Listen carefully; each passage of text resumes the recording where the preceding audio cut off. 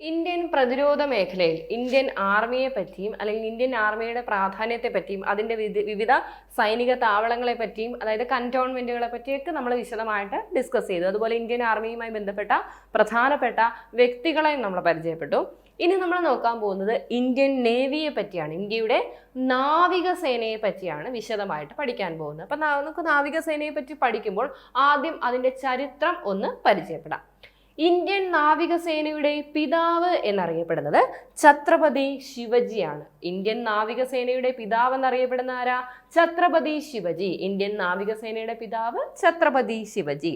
Indian നാവികസേന ആദ്യകാലത്ത് അറിയപ്പെട്ടിരുന്ന പേരെന്താണ്? ബോംബെ മറൈൻ എന്നാണ്. എന്താണ്? ബോംബെ മറൈൻ. ബോംബെ മറൈൻ എന്ന് ആദ്യകാലത്ത് അറിയപ്പെട്ടിരുന്നത് ഇന്ത്യയുടെ ഏത് വിഭാഗമാണ്, ഏത് മേഖലയാണെന്ന് ചോദിച്ചാൽ എന്തെന്ന് പറയുക? ഇന്ത്യൻ നാവികസേനയാണ്. അപ്പൊ ഇന്ത്യൻ നാവികസേനയുടെ ആദ്യകാല പേര് ബോംബെ മറൈൻ. ബോംബെ മറൈൻ. ഈ ബോംബെ മറൈൻ പിൽക്കാലത്ത് എന്തെന്നറിയപ്പെട്ടു? റോയൽ ഇന്ത്യൻ മറൈൻ എന്നറിയപ്പെട്ടു. അതായത് ബ്രിട്ടീഷുകാരുടെയൊക്കെ കാലം വന്നപ്പോൾ, ബ്രിട്ടീഷുകാർ ഇന്ത്യ ഭരിക്കുന്ന ആ ഒരു കാലം എത്തിയപ്പോൾ റോയൽ ഇന്ത്യൻ മറൈൻ എന്നായി ഇന്ത്യൻ നാവികസേനയുടെ പേര്. Royal Indian marine.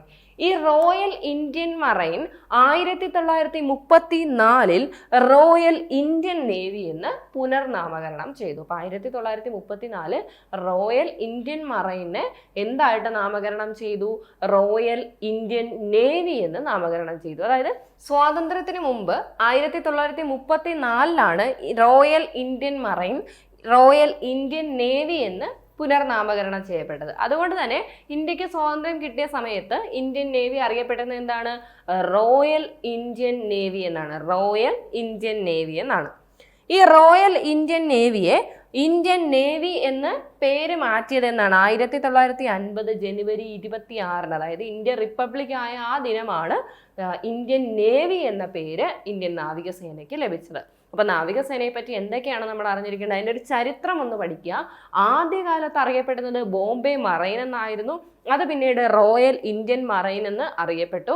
1934 അതിൻ്റെ പേര് റോയൽ ഇന്ത്യൻ നേവി. ചോദിക്കാം, 1934 റോയൽ ഇന്ത്യൻ നേവി എന്ന പേര് നൽകിയത് അല്ലെ.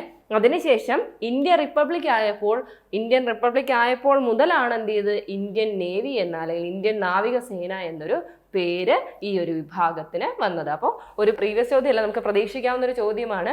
ബോംബെ മറൈൻ എന്നറിയപ്പെടുന്നത് ഇന്ത്യയുടെ ഏത് മേഖലയുടെ പഴയ പേരാണ്? അല്ലെങ്കിൽ ഇന്ത്യൻ നാവികസേനയുടെ പഴയ പേരെന്താണ്? ബോംബെ മറൈൻ. ആ പേരെന്ന് ഓർമ്മിച്ചോളാം. ആരാണ് ഛത്രപതി ശിവജി? ഇന്ത്യൻ നാവികസേനയിൽ അദ്ദേഹത്തിനുള്ള പ്രാധാന്യം എന്താണ്? ഇന്ത്യൻ നാവികസേനയുടെ പിതാവ് എന്നറിയപ്പെടുന്നത് ഛത്രപതി ശിവജി. ഇന്ത്യൻ നാവികസേനയുടെ പിതാവ് എന്നറിയപ്പെടുന്ന ആരാണ്? ഛത്രപതി ശിവജി. നമുക്കിപ്പോൾ എന്താണ് കമ്പൈൻഡ് ഡിഫൻസ് സിസ്റ്റം വന്നതോടെ നമുക്ക് ഇപ്പോൾ ഇന്ത്യൻ നേവിയുടെ ഏറ്റവും ഉയർന്ന പൊസിഷനായിട്ട് അറിയപ്പെടുന്ന എന്താണ്? ചീഫ് ഓഫ് നേവൽ സ്റ്റാഫ് ആണ് അല്ലേ.